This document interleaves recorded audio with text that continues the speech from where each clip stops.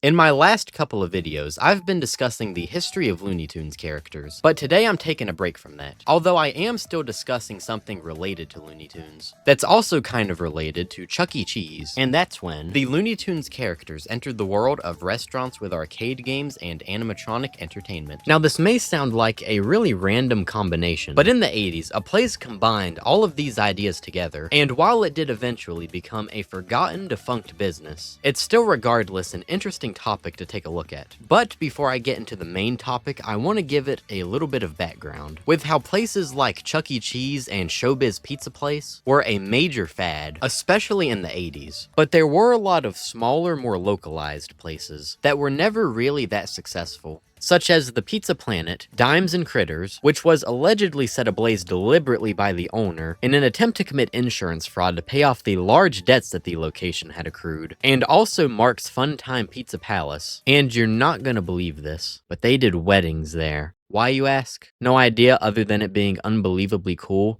Imagine being walked down the aisle by this bird. That's a memory that lasts a lifetime. You cannot pay to have, well, actually, I guess you can pay because they did, but never mind. Okay, I think I'm getting off topic. But these knockoff Chuck E. Cheese places are just fascinating and weird. In 1981, the restaurant Gizmos opened at the Seaview Square Mall in Township, New Jersey. Now, it was a pretty standard restaurant at this point, but it did have something kind of cool to make it different. There were like mechanical devices on the walls. Some may even call these contraptions gizmos, hence the name of the restaurant. And this was like the only thing it had to separate it from other restaurants. I'm not exactly sure what they looked like, but probably something like you're seeing now. But the footage you're seeing is not from the first restaurant. Now, after this original location opened, another would open in 1982 at the Berkshire Mall in Wyomissing, Pennsylvania. But instead of Gizmos, the location was renamed to Gadgets. And here's where things get interesting, as Gadgets wanted to get in on the fad that was restaurants with arcade games and animatronic entertainment. We'll begin with the less interesting part first. At this location, there was a bar and lounge area, but it wasn't a regular bar. It had an animatronic beside it, who would entertain the visitors. And this was an original, somewhat creepy character known as Sammy Sands, who would sit at a piano where he would sing and tell jokes to the patrons. Sammy had 6 different shows, all of which lasting about 12 minutes each. And the songs in these shows included the likes of 50s classics, country, and lounge. There's nothing like it,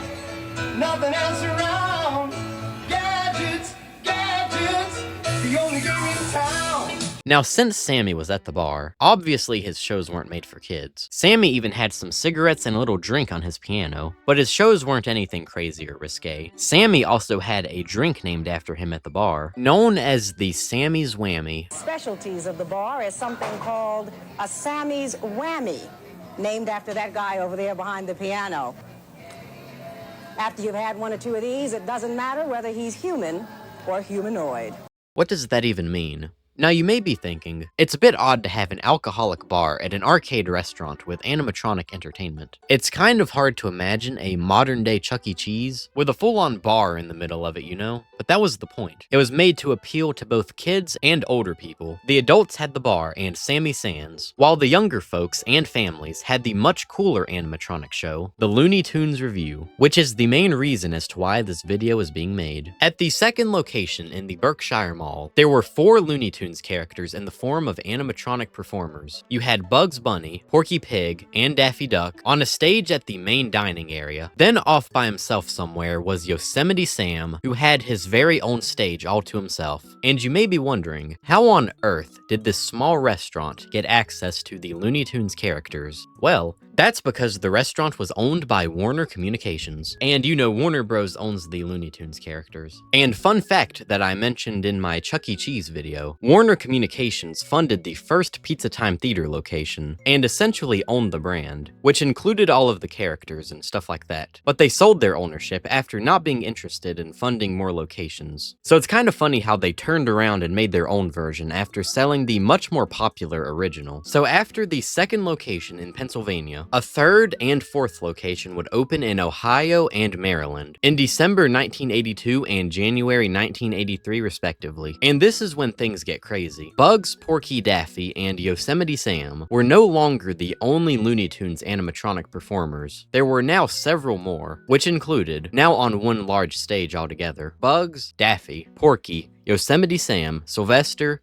Jr., Tweety, Speedy Gonzales, Pepe Le Pew, Henery Hawk, Foghorn Leghorn, and the Tasmanian Devil, which is a crazy lineup. And don't forget, Sammy Sands was also here too, at the bar area. So that makes it a total of 13 different characters. But there were actually 2 more on top of all of that. Daffy Duck had a second animatronic that would appear after he would be blown up by a bomb or dynamite. The part of the stage that Daffy was on could rotate, so there was an animatronic on both sides. And when this part of the show came, Daffy's part of the stage would be covered, and as he was being blown up, the stage would rotate, then the stage would be uncovered, and boom, literally, blown up Daffy. And Speedy Gonzales also had 2 figures that would appear on stage at different parts of the show to make it seem that he was speeding across the stage to appear in a different location. The shows themselves consisted of, you know, the regular shtick you would expect from this kind of place. The characters would sing, engage in skits, and tell jokes, and each show lasted 20 minutes and would play about every 30 minutes. He grabbed a gray goose by the neck, threw a duck up over his back. He didn't mind the quack, quack, quack with the legs all dangling down, oh, down, oh. What? A couple of you will grease my chin.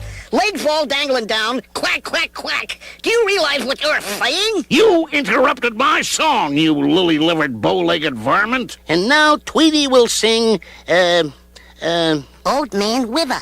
Right, Old Man River.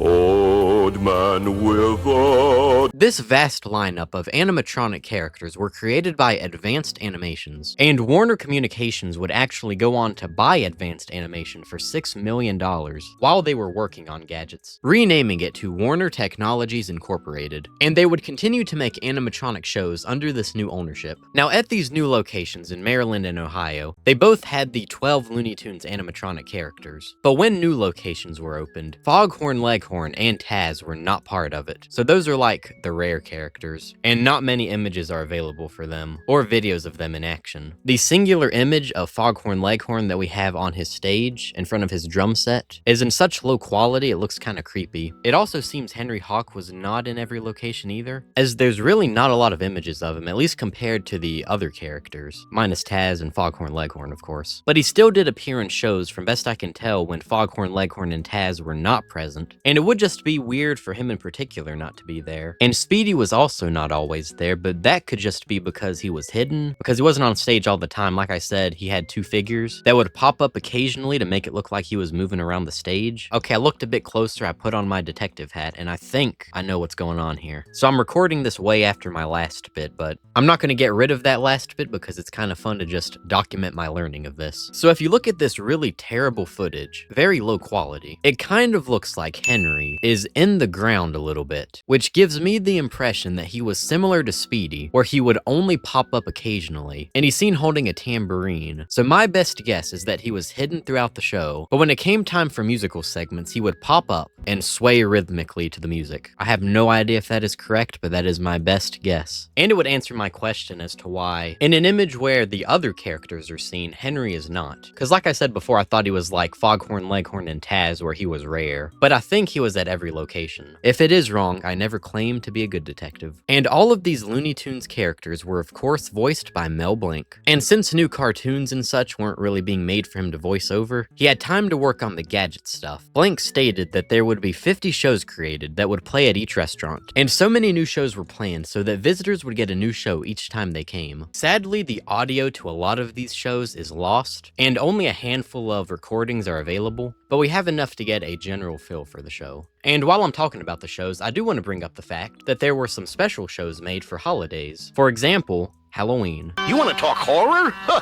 you should have seen where my boy and I once spent the night. Oh, Father, you're not going to sing YMCA by the Village People, are you? Very funny, son. They did the Monster Mash. In the early 80s, these first couple of locations proved to be quite the hit, so naturally plans were made to open even more locations through franchising the brand. As I stated earlier, the main idea for Gadgets was to appeal to all ages, and this was also able to be seen in the food the locations offered. As opposed to Chuck E. Cheese and Showbiz, Gadgets had a larger variety of higher quality food. Also, I want to point out the menus for Gadgets. They're very unique and I like the idea a lot. They were styled to be like comic books starring the Looney Tunes characters. This was probably kind of annoying to order with, but regardless, it was very cool. The Looney Tunes characters could be seen all throughout the locations, whether that be from the animatronic show, the menus, or even the tokens that were used for the arcade games. Sammy Sands was kind of forgotten about when it came to advertising, I would say, but even his bar area had fun theming. It was known as the Laboratory, and it was themed like a mad scientist lab. And once again, the menu was in the form of a comic book, albeit not about the Looney Tunes characters, but instead just a generic scientist guy. Now, there is probably something you're beginning to notice. All of this stuff,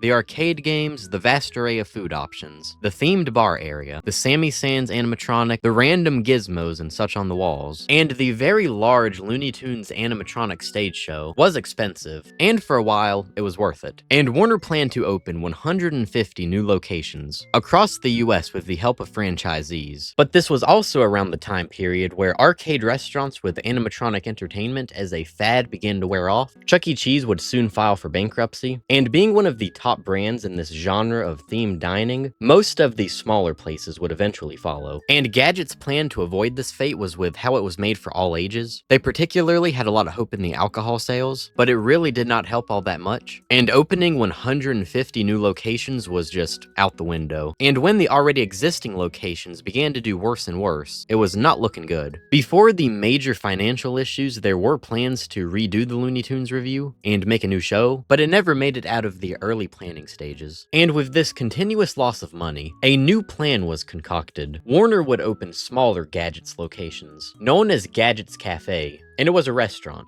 But instead of the Looney Tunes Revue and all that stuff, it only had the bar and lounge area, and also Sammy Sands, but none of the Looney Tunes related stuff. More Gadgets Cafe locations would be opened, but still the idea was just not successful. In all, Warner would open 12 Gadgets locations, a far cry from the planned 150. And during this rough patch, the Looney Tunes Revue show began to play less often in the locations that had the show, as a way to save some money, but it wasn't enough. Warner even sold advanced animation back to the original owners for only $800,000, which included $3.5 million in assets. If you need a reminder, they were the ones who made the animatronic stage shows. And eventually, every single Gadgets location would close, including both the regular and cafe spin-offs. It's kinda sad. Warner had such big ambitions to open 150 stores, but the brand only ever made it to a measly 12. So after all of these locations closed, you may think that that was the end of the Looney Tunes Revue, but nope, not quite. There was one more show made, but it was not in a restaurant. It was a traveling show that would go to fairs and stuff like that.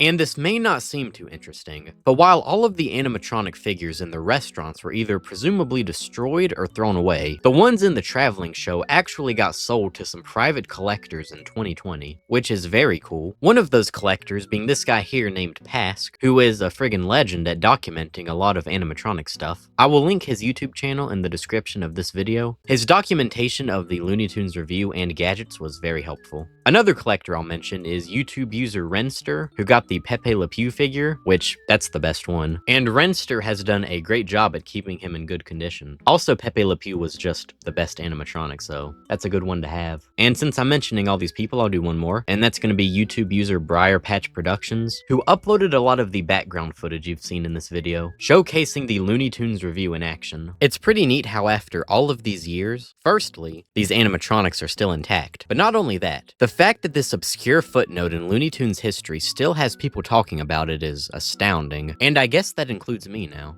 Nice. Now that this video is at an end, I want to get serious for a second, and I'm going to tell you how Gadgets could have been saved. All they needed to do was do one simple thing.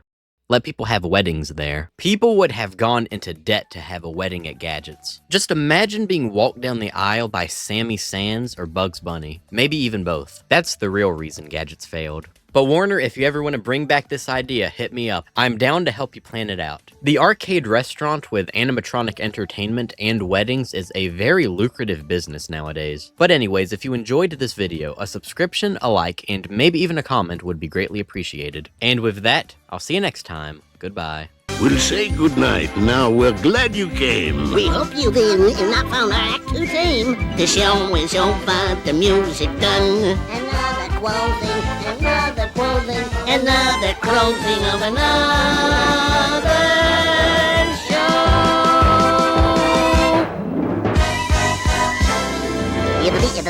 That's all, folks.